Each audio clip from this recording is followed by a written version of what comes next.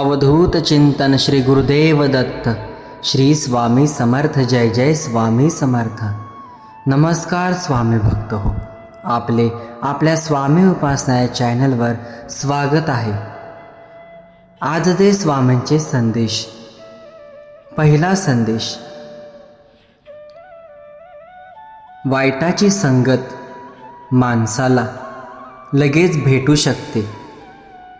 या युगात ते सोपंही आहे, आणि जर का तू अशा संगतीत आहेस तर तुला पुरेपूर माहीत आहे की तू चुकीचा आहेस, आणि जे तुला हात देत आहेत, ज्यांना तुला या दलदलीतून बाहेर काढायचं आहे, त्यांना तू वाईट म्हणून इतरांसमोर उभा करत आहेस। मला सांग, केव्हा ना केव्हा तू आरशासमोर पाहतोस तेव्हा तुला तुझ्या डोळ्यात नजरेला नजर मिळवता येते का? तेव्हा कुठेतरी मनामध्ये चलतं का की तू योग्य वागत नाहीस? तुला असं वाटतं का की मी खरंच समोरच्या व्यक्तीचा भरपूर अनाठायी फायदा घेत आहे? हे सगळं जर का तुला वाटत आहे तर खरं तर तुझ्या मनाला शुद्धीकरणाची गरज आहे। आणि शहाणा असशील तर ऐक माझं, जे तुझ्या चांगल्यासाठी तुझ्यासोबत उभे राहू शकतात त्यांची साथ दे। त्यामुळे तू आयुष्यात पुढे जाणार आहेस। जो व्यक्ती तुझ्या पडक्या काळात तुला हिणवतो, तुला त्रास देतो आणि तुला जास्तीच्या 4 वाईट गोष्टी शिकवत आहे, तो तुझा खरा कधीच नाही।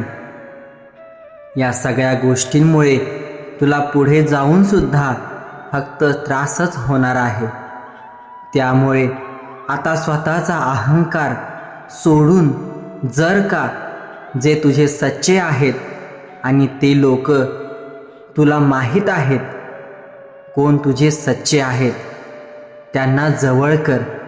यातच तुझं हित आहे। दुसरा संदेश, तुझ्या प्रपंचातला प्रत्येक काळ तुला सुखात आणि समृद्धीमध्ये घालवायचा असेल तर प्रत्येक क्षणाला अंतर्मुख होऊन नामाला महत्त्व दे। जेवढं नाम निरंतर तुझ्या आतमध्ये सखोल चालत राहील, तेवढीच अनुभूती तुला प्राप्त होईल। तू खूप चुकत असशील तरीही यापुढे तुला तुझा मार्ग स्वच्छ नितळ करायचा आहे, आणि हे तुला मनापासून वाटत आहे। तू ज्या गोष्टी केल्यास त्यावरती तुला खरंच पश्चाताप होत आहे, आणि आता मात्र पुढे नामामध्ये दंग होऊनच पुढील कार्य करायचं आहे, तर खरंच तू माझा आहेस, आणि म्हणूनच तुला ही बुद्धी झाली आहे। जर का तू ठरवलं की मला आता प्रपंचात राहून सुद्धा परमार्थ करायचा आहे, तर खरंच ते सहज सोपं आहे, परंतु साधनेमध्ये राहावेच लागते। ज्या क्षणाला तुला लोक काय बोलत आहेत, ते किती तुझी कुचेष्टा करत आहेत, या गोष्टीचा फरक पडणं बंद होईल, त्या वेळेला समज की आता तू स्वतःवरती काम करायला घेतलं आहेस। किती काळ तू लोकांचा विचार करणार? लोकांचा विचार करून करून तुझं मन काही प्रमाणात तू नासवलं आहेस, पण त्या व्यक्तींवर जरा तरी फरक पडला का?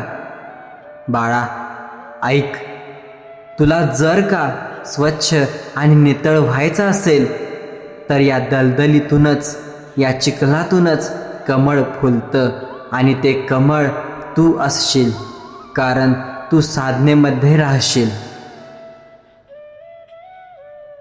तिसरा संदेश.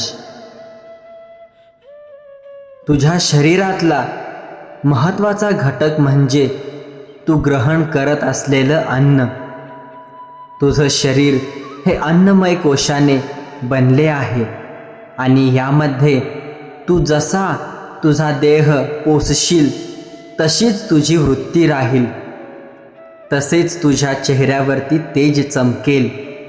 ज्याप्रमाणे तू अन्न ग्रहण करतोस त्याचप्रमाणे तू कोणत्या वेळेमध्ये ते अन्न खातोस ते सुद्धा तितकंच महत्त्वाचं आहे.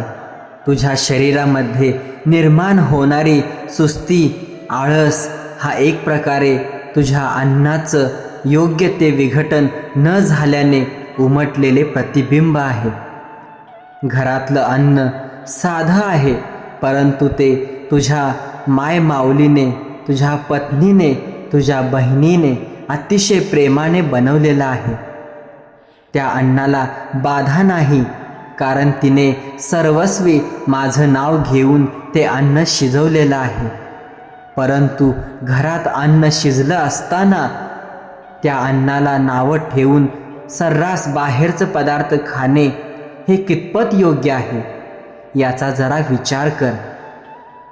उगाच जिभेचे चोचले कधीच पुरवू नये, कारण ते कधीच न संपणारे आहेत.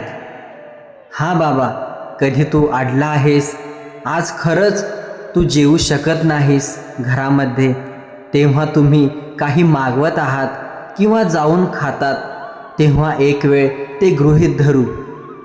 तरीसुद्धा तुम्ही कुठे जाऊन काय खात आहात हे ध्यानात ठेवून मगच अन्नाचे सेवन करा.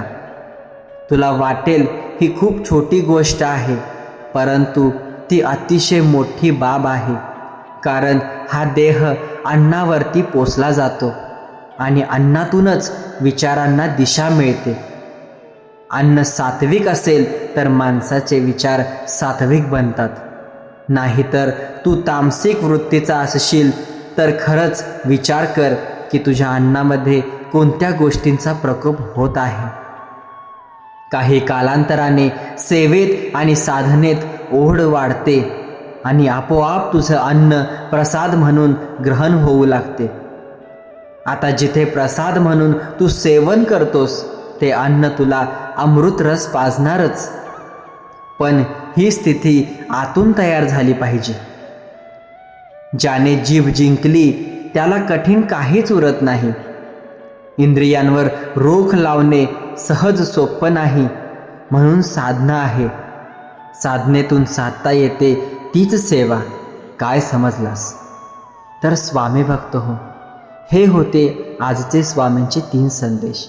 या संदेशांमधून आपल्याला एक महत्त्वाची गोष्ट कळाली की आपण साधनेमध्ये राहिलं पाहिजे.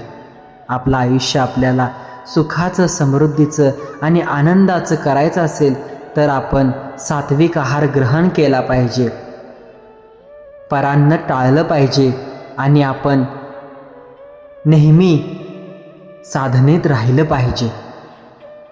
श्री स्वामी समर्थ. जय जय स्वामी समर्थ.